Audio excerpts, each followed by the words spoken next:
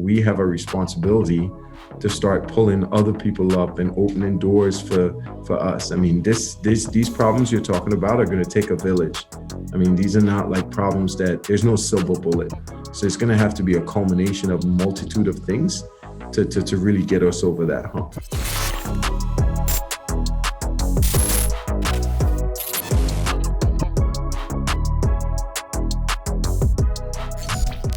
I have a statement and I want to get your reaction to it and just to see what you say, that there are other ways to participate in sports, even when you're done or you're not playing, for whether your choice or whatever. What do you say to that? Absolutely. No doubt. Absolutely. 100. There's no shortage of ways to participate in sports. I think that me and, many of my friends and, a lot of people who are, you see in the sports world, I think that the foundations that you get from playing sports just sets you up to do incredible things, the things that you learn from sports, the relationships that you build. So what I want to say is absolutely. And I can't necessarily say that, but absolutely. I mean, so from a business perspective, where would they go? Look, I think the thing that I love about sports is that the foundations that I've learned from sports, whether it's like the level of competitiveness, the relationship building. I mean, I think that all of those things are fully transferable in the business world.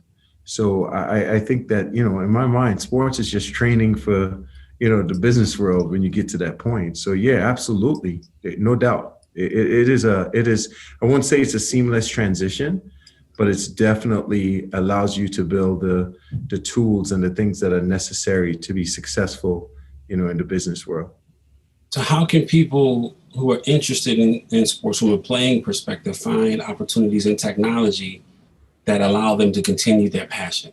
Well, I tell you what, like the business of sports is a really, really tough business, right? And part of it is because there are a lot of fans, right? Like there are a lot of people who have a love for the sport, a love for the game, who would do things like just to be a fan and just to be associated with the game, right? So it is challenging from that perspective. But I think that if you are in sports, no matter what it is, right? It could be, college sports, it could be professional sports. I think that the relationships you build allow you to have like a really seamless transition. I've seen a lot of athletes did it. So for instance, I had a close relationship with David Stern. And when I met David Stern, I mean, he's, everybody knows David Stern, right? The late David Stern, may he rest in peace, but he wasn't an athlete, right? But when he was actually got done with the NBA, you know what he did? He was an intern for Graycroft. Oh, wow. When I first met him, they were like, yeah, we'd like you to speak to David Stern. We'd like you to speak to David. He's an intern. And I said, David? David who? And they're like, David Stern. I'm like, David Stern, intern? So even when you look at someone like that, who has been in the midst of sports, like making a transition into venture capital, which is a little bit different, but I think that there's an opportunity to, whether it's interning, I mean, you see a lot of athletes like, Iguodala go and intern with different companies. I mean, look, we've got the foundational elements, right? I mean, playing sports is one of the hardest things in regards to the mindset, the physical, overcoming adversity. I mean, you have all the components that are necessary, and now it's just a matter of transitioning in a different realm. So you were an athlete, and I mean, you ultimately co-founded a couple of tech companies, one being one that played in the world of sports with ShotTracker.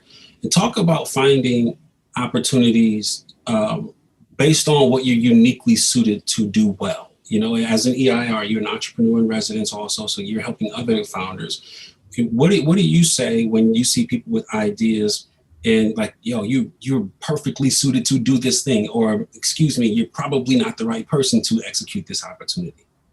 Yeah, no, I think, and sports is a great analogy to that, right? Like, so I think one of the things when I was in college, coach came in, right? And coach said, hey, everybody, here's a piece of paper. And he asked all these questions, right? And one of the questions he said, hey, if we're down by 2, who do you want shooting the ball? Whoa. If you're down by 3, who do you want shooting the ball? Which five do you want to have in the game? And what he was getting at is like, it's so important for us to understand our strengths and our roles and our responsibilities. That's literally what he's getting at. But he was trying to instill a mindset in us in understanding, how our roles need to fit the current situation. And I think that's the same here, right? Like if you're going into sports, you need to find the thing that, you are strong at and fit in where you fit in so that you can actually meet your full potential. So from my perspective, I think the transition makes a ton of sense. I think just really understanding the where you're strong at.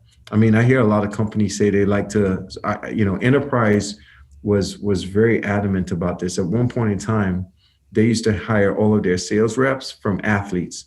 And that's one of the reasons why they became an NCAA corporate champion and a corporate partner, because that was their lead gen. And what they found in their statistical data that, athletes work really well in sales. Now, that does not bottleneck us, but, they found that works for them. And I think that we just need to look at our skill sets, understand where we fit in. And, I like to tell people it's really important to put yourself in a position where you can use your natural inclinations and your natural abilities, because it becomes organic. It's not forced. And I think we excel when we put ourselves in those situations. Do you think too many of us, just see opportunities and pursue those, and we really don't have, because what it takes to get from a venture capitalist is like, okay, why are you the one to do this? Yeah, there's a myriad world of problems out here to solve, but why are you the one? So when you talk about from an EIR or venture capital perspective, what is that conversation like to an entrepreneur who has an idea just because they saw, a need in the world, and they may not be the one, however, to solve that problem? Man, you bringing up one of the toughest discussions that venture capitalists and founders have. And I'll put it to you like this. A lot of times it may be that you are not the one, but it could also be like, you are not the one for where we are. You're not the one for this season, if that makes sense. Hey, you got us from point A to point D, but we need a different animal to get us from point D to I. Right. So, I mean, it's a tough discussion with folks when, you're talking to them about the, just figuring out that fit. Because like when somebody thinks about, are you the one, right? It's multiple facets. It's a very complex question, right? It's like, what? One, do you have like the intellectual fortitude to be able to execute on this, right? That's just one component of it. And do you have the grit that's necessary? Because I will tell you that this is not a straight line. It looks, it's up and down. It's an emotional roller coaster, right? And that's not for everybody, right? And sometimes you have to live in the world of ambiguity as a founder. That's not for everybody also, right? And then, there's a piece of it that says, do you have the domain expertise? Are you able to walk into the environment or the domain that you're solving this problem for, and be able to get people believe you and feel like, hey, you could really execute on this and solve it because you know this like the back of your hand. So you just opened up a can of worms there. It's a complex, it's not black or white. There's a lot of gray, and it's a very complex question in regards to just figuring out like how founders are in the match. And as I said before, there's a lot of times, I remember in my young days, I broke up with my girlfriend right before I came to the US. I'm from Trinidad, came to the US on a basketball scholarship. And like, I was down, man. And my mom said to me, and it's something that I'll never forget. She was like, hey, she was your girlfriend for that season, and you needed her in that season. Now you're going into a new season. You're going to need different things. You're going to need different, and that's the entrepreneurial journey. Sometimes the business needs something different. What is happening in the room, instead of venture capital room, when they're deciding, who to fund, who not to fund? What is happening in that room when companies with diverse leadership have statistically outperformed less diverse startups, but they still don't get the capital when that, the executive team, that startup teams, that founding team is very monolithic, probably don't look like us? What is happening in that room that diverse companies don't get that capital? Because I would imagine like outperforming equals dollars. Well, that's where I'm putting my money, right? Yeah. Well, man, you be pulling out some bombs here. I mean, like these are like heavy topics. Look, man, it's a problem, right? And when you ask what is happening in the room, I have I can only imagine when I seen what I've seen is that people of color really struggle to get access to capital because one, they may not have the relationships. One, they don't have somebody like saying like, "Yo, let me just walk you in the back door, and I'm gonna make sure you get this money." I mean, I've seen people who are non-people of color raise capital on napkins more than people of color who have like, full business plan, great education, revenue, bootstrap it. And, you have to ask yourself why. And I think that I think we're solving some of these things. I mean, I'm excited to say that we haven't like overcome it, but I think that there's signs that having diverse people who have a appreciation for diversity, with having diverse fund managers. I mean, we saw in the last month, two diverse groups, Harlem and Mac raised, what, 240 million or so. So we're seeing people who are, who are having different seats at the table, be willing. I mean, people use the word underestimated, and it just irks me, right? Like I despise that word, but that's pretty much what people are doing, right? They're underestimating, people of color and founders of color. And it's trust me, that word irks me, right? Because your expectation, like I have 7-year-old twins, right? Mm. They're not underestimated in our house. They may be underestimated in the world, but like the expectations that we have for them are so high, they are not underestimated in our house. And we try to set that standard. But it's crazy, what's happening. But we're seeing this changing at the times, and I hope that this is the beginning, and that we start seeing this democratization of access, for people of color to get access to some of them dollars. In 2019, the number says only 1% of venture capital dollars was deployed to Black entrepreneurs, and even increments of that to Black women entrepreneurs. And it's going to take a while potentially to make a significant dent in that. But in the meantime, there are people, Black men, Black women, who need that capital to go. So what do we do in the meantime? Well, I think that in the meantime, we have to continue pushing for. We have to continue pushing for folks who can actually have a seat at the table to help these Black men, Black women. It's one of the reasons why I'm so passionate about like the Coalition Venture Studio, and really just trying to find ways to break down some of those barriers. I mean, I think that they are breaking down. I think that we're nowhere close, and I think that when you look at historically what is happening, we almost have to over-index to the extreme now because we're playing catch up. Right. So, I mean, we don't have a choice but to over-index.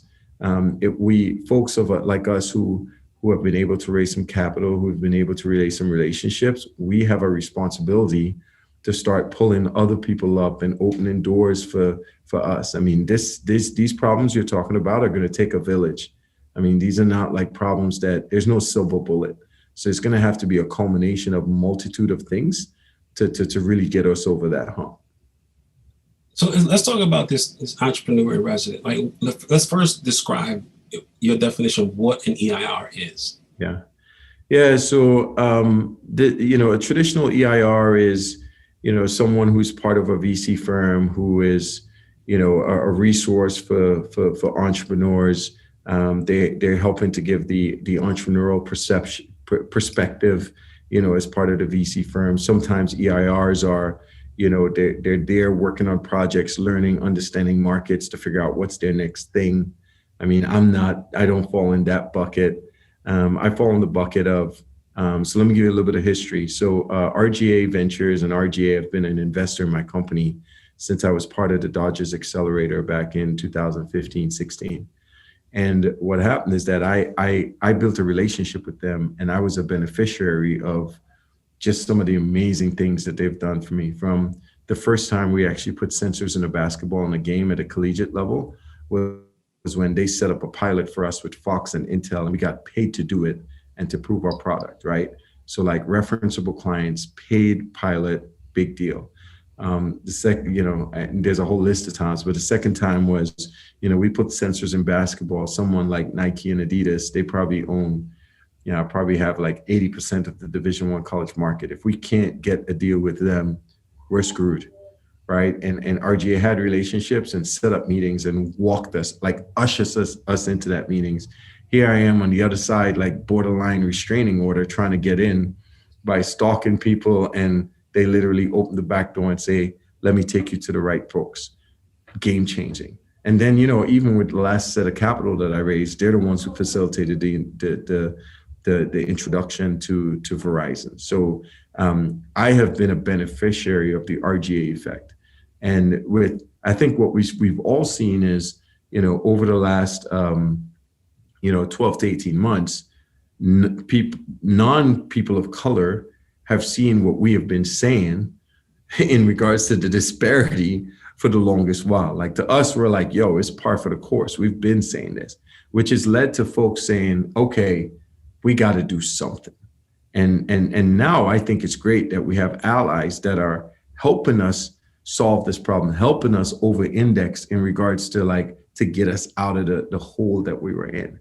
So in that discussion, we were talking about, okay, what can we do? And we decided to partner up and bring this Coalition Venture Studio to market, which is, an ongoing initiative to help Black founders, underrepresented founders, but really over-indexing on Black founders. We provide three things: creative capital, which is, RGA is a big agency. They work on, some of the biggest clients, Nike, Google, Instagram, you name it. How can we actually provide those resources that work on those projects to Black founders for free as part of that experience? And then relationship capital, which is one that I think is really powerful. But how do we take all the projects, pilots, everything that RGA is doing with all of their clients, and figure out ways that we can incorporate Black founders and underrepresented founders integrated into those experiences? So when somebody's looking for a technology solution to help bring a campaign to market, or they're looking to solve a problem, how do we look at this group of coalition members? And we don't want them to do it for free. We're talking about paid pilots, referenceable clients, like non-dilutive capital, right? And things that you can use to raise money because, hey, I have a pilot that I did and it was this successful. And then the last piece is there will be a subset of people that they do invest. RGA is not a venture capital firm. They invest off their balance sheet, but they created this vehicle that allows them to invest alongside their partners in a syndicate to put a piece in, alongside our partners who are true venture capitalists.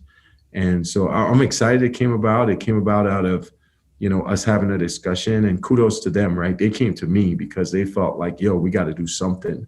And I feel very fortunate, grateful, privileged that they even thought about me to be able to help them bring this to fruition. And I'm helping to guide that strategically, founder perspective, what matters to founders, how do you hold people accountable so that we just don't say it. So if we're going to work with a founder, let's work with a founder. So that's kind of the role that I'm playing. Let's go deeper because, some EIRs, entrepreneurs in residence, are people who, failed or are transitioning from a company and simply need a job, right? And that ain't you, as you said it. Talk about the real value proposition provided by an EIR, a good one, to both the firm and the entrepreneur. Yeah, I think to the firm, what we traditionally have is this disconnect, right, of entrepreneurs thinking that they're ready to work with large corporate clients. And then you got large corporate clients who think that getting paid net 90 is acceptable, along with so many other things, and that, hey, we should have a meeting every month and maybe we'll have a project in 6 months. Like, there is a very substantial disconnect between both of those groups. You know, you got one group who is nimble, and then you got one group as a speedboat, the other group is a Titanic. Yeah. You know, so I think that that's one of the roles that I've played. So I know, like, you know, there's been many ideas that we've come up with, and I'm like, okay, wait, but we can't take the entrepreneurs through all this process. That's like a 6 to 9 month process. They'd have gone out of business right now if they don't get some deals, you know. And then to the entrepreneur side is like, hey, yo, you got to make sure that your stuff is, if our agency is going to work with you to put their project and incorporate you in their project, you need to be ready so that when they put you in place in their project, they can execute, because, you know, their goal is to deliver on these things to be successful.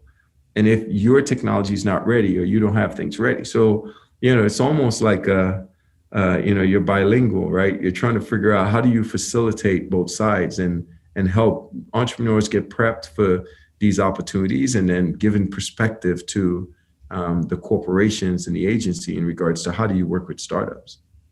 You know, you talked about you were, you know, approached by RGA to do this. But let's imagine that, you know, you went after them, right? And so how can Black entrepreneurs, innovators, ecosystem builders approach potential partners who may have larger footprints or are more established in mainstream? How can we approach them to activate initiatives on behalf of Black founders? Yeah, I mean, I think that this may sound crazy, but we can't go into it thinking about ourselves. And let me unpack that, right? Like, I'll give a perfect example. I think the reason we work with Verizon and we got an investment from Verizon, we being ShotTracker, is because there was an alignment of their corporate initiatives, and we helped to meet some of those requirements, right? So from our perspective, when they think about like 5G and the proliferation of 5G, we are probably one of the best instantiations of showcasing 5G because of the speed of our data. So from my perspective, when I started to think about Verizon and how do we position this, you know, I had to learn a little bit about their objectives. And like, of course, you got to have your stuff in the back of your mind. But first and foremost, I had to think about, like, how do I have them meet their goals? And by helping them meet their goals, we're going to get ours. We're going to get the implementation. We're going to get our stuff. But if we can help them. So, and I think that that's something that is really important with strategic partners. If you're looking at strategic partners that are bigger than you, you need to like strategically understand what their objectives are, you know, because somebody's trying to get a promotion, right? Mm-hmm. Somebody at that large organization has some initiative, something in their incentive program, something that they are trying to accomplish to get them to the next level within that organization. And if you can actually assess, figure it out, not only strategically, but also on the individual level, and you can actually position yourself in a way to help them understand where you're a resource, and in turn, you get what you need out of it. I think that's how we have to approach strategic partnerships. It's kind of like a customer first type of approach. I mean, you're going to get yours, you're going to get paid, you're going to work it out. But at first, let's help them understand how we're going to help them solve their problems, and we're going to benefit in the long term. Who might succeed as an entrepreneur in residence? I personally think former entrepreneurs, both successful and unsuccessful. And, you know, we have our own definition of unsuccessful. Maybe they didn't sell their company for a lot of money. But like the learning process that comes from just bringing a company from the back of a napkin to some level of fruition, whether that's one customer, two customer, big exit, IPO, like that process is an amazing learning process. So I even hate using the word unsuccessful, right? Because, you know, I feel like there's a certain level of learning that goes through the entrepreneurial process. So I really think that, you know, former entrepreneurs make the best EIRs. I mean, based on what's necessary. I think they have a level of, you know, they're going to speak to people from a place of experience versus hearsay. And I think they'll have a certain level of empathy in dealing with founders, understanding their position. And depending on their interactions and the level of success, they'll probably have a good understanding of what it takes to get to the next level. So I really think that having that entrepreneurial background plays a really critical role in being a good EIR. And then I also think that you're almost like a translator, right? You got to figure out how you work with the corporate side, with, the organization that you're working within. So there's that side of it too. How does a startup get engaged with an EIR in the first place? Is it that, hey, I pitched to this firm and instead of writing me a check, they put me in this program, or, like how does that relationship get initiated? Yeah, I mean, I think that relationship, I mean, it's a little different for different situations and depending on the role that the EIR is actually playing. I think it's very different depending on the role. In some situations where that entrepreneur is really just trying to figure out their next thing, that's a whole different dynamic than someone that's, potentially there to be a resource, to the entrepreneurs. I think that if I was to tell entrepreneurs, I think it's not a matter of like searching out EIRs for knowledge, right? I think it's a matter of searching out like other entrepreneurs within the group and mentors and that type of stuff. I think EIR is just, one facet of mentorship that's associated. And again, it really depends on the objectives of that EIR. I think in my situation is a little bit different. But when you look at a traditional VC firm, that's, to your point, someone who's, kind of figure out what's the next thing, trying to understand the market, and in the process helping, the VC firm figure out what's next or what market they should be going into, et cetera.